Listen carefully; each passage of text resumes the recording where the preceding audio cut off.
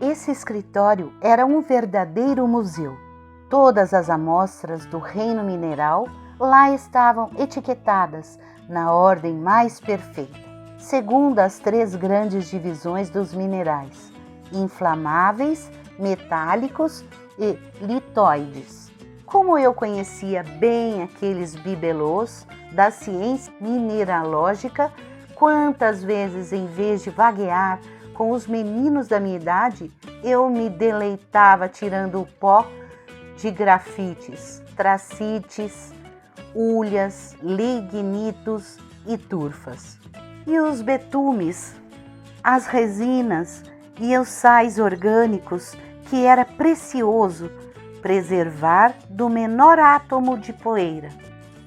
E aqueles metais do ferro ou ouro cujo valor relativo desaparecia diante da igualdade absoluta dos espécimes científicos. E todas aquelas pedras que teriam bastado para reconstruir a casa, até mesmo com um belo quarto a mais com o qual eu ficaria bem satisfeito. Porém, ao entrar no escritório, eu não sonhava muito com essas maravilhas. Apenas meu tio ocupava meu pensamento. Ele estava afundado em sua grande poltrona revestida com veludo e segurava entre as mãos um livro que observava com a mais profunda admiração. Que livro! Que livro! Ele exclamava. Essa exclamação me fez lembrar que o professor também era bibliômano em suas horas vagas, mas um livro só tinha valor diante de seus olhos, caso fosse ilegível. Ora essa, ele me disse, você não está vendo? É um tesouro inestimável que achei esta manhã bisbilhotando a loja do judeu. Magnífico, respondi, com um entusiasmo forçado. De fato, qual a razão de fazer tal barulho por um velho cuja lombada, capa e quarta capa pareciam feitas de um couro ordinário, um livro amarelado, do qual pendia um fitilho desbotado. Nesse meio tempo, as interjeições admiradas do professor não cessavam. Veja, ele dizia respondendo às perguntas que fazia para si mesmo. Não é bonito? Sim, é admirável. E que encadernação!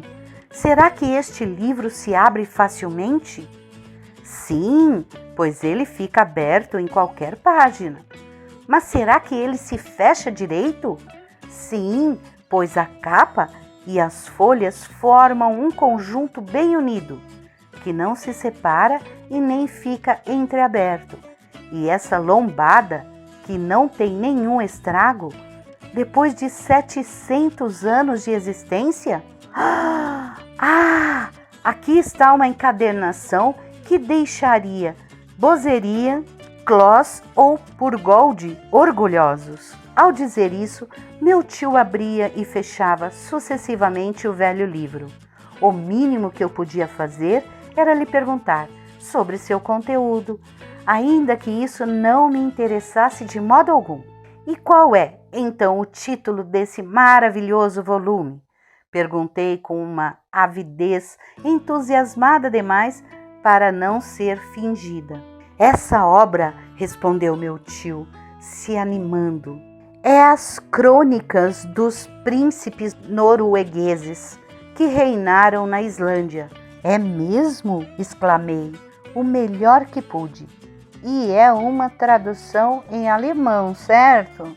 Ora, replicou vivamente o professor, uma tradução? E o que é que eu faria com uma tradução? Quem é que se preocupa com uma tradução? Esta aqui é a obra original em islandês.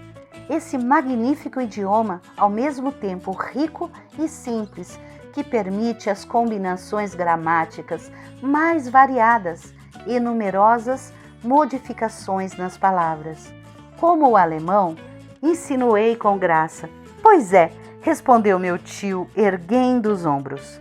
Além disso, a língua islandesa admite 3 gêneros, como o grego, e declina os nomes próprios, como o latim. Ah, falei com minha indiferença um tanto abalada. E os caracteres desse livro são bonitos? Caracteres? Quem lhe falou de caracteres, infeliz Axel? Caracteres, você está achando que isto é uma impressão? Não, ignorante, é um manuscrito rúnico. Rúnico? Sim! Agora você vai querer que eu também explique essa palavra? Isso eu dispenso, repliquei com um tom de alguém cujo amor próprio havia sido ferido. Mas meu tio continuou com mais afinco e contra a minha vontade. Ensinou-me coisas das quais eu não queria muito saber. As runas, ele retomou, eram caracteres de escrita antigamente comuns na Islândia e, de acordo com a tradição, foram inventados pelo próprio Odin. Então olhe, ímpio, admire esses tipos que saíram da imaginação de um deus. É claro que, na falta de uma réplica, eu já ia me curvar.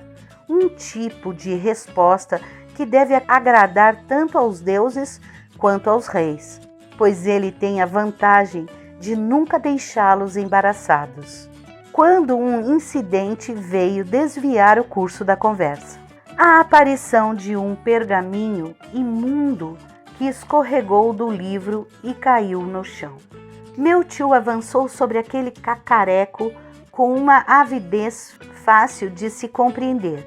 Um velho documento, talvez encerrado dentro de um velho livro há um tempo imemorial. Não podia deixar de ter um alto valor diante de seus olhos. O que é isso? Ele exclamou.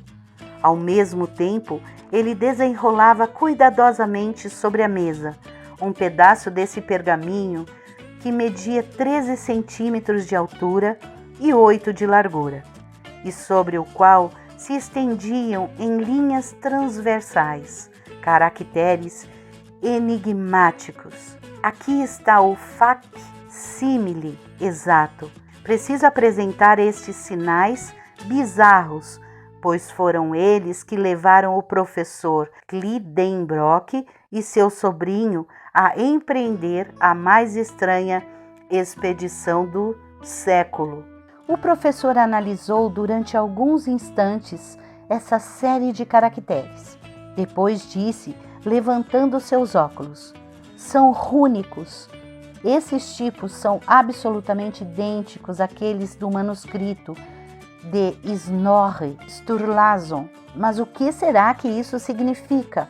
Como as runas me pareciam uma invenção de sábios para mistificar o pobre mundo. No fundo, achei graça ao ver que meu tio não entendia nada. Pelo menos foi o que me pareceu ao ver os movimentos de seus dedos, que começavam a tremer terrivelmente. Mas isso é islandês antigo, ele murmurava entre os dentes. E o professor Lidenbrock devia saber o que estava dizendo, pois era um verdadeiro poliglota. Não que ele falasse fluentemente as 2.000 línguas e os 4.000 idiomas empregados na superfície do globo, mas conhecia uma boa parte deles. Assim, diante dessa dificuldade, ele já ia se entregar a todo o ímpeto de sua personalidade, e eu já estava prevendo uma cena violenta, quando 2 horas soaram no reloginho de parede da lareira. Imediatamente, a governanta Marta abriu a porta do escritório e disse: "A sopa está na mesa." "Para os diabos com a sopa!" exclamou meu tio. "E também aquela que a fez e aqueles que vão comê-la." Marta deu no pé. Saí correndo no rastro dela e, sem saber como, encontrei-me sentado em meu lugar de costume na sala de jantar. Esperei alguns instantes. O professor não veio. Até onde eu sabia, era a primeira vez que ele faltava à solenidade do jantar. E que jantar, aliás! Uma sopa com salsinha, uma omelete de presunto temperada com azeda e noz moscada, um lombo de vitela com compota de ameixas e, para a sobremesa, camarões no açúcar. Tudo isso regado por um belo vinho da Mosela. Era isso que um papel velho ia custar ao meu tio. É claro que, na qualidade de sobrinho dedicado, achei que eu era obrigada a comer ao mesmo tempo por ele e por mim. Foi o que fiz, com convicção. Eu nunca vi uma coisa dessas, dizia a governanta Marta ao servir. O senhor Lidenbrock não estar à mesa. É mesmo inacreditável. Isso é o presságio de algum acontecimento grave, continuou a velha criada, balançando a cabeça. Na minha opinião, isso não era presságio de nada, a não ser de uma cena assustadora quando meu tio descobriu que seu jantar havia sido devorado.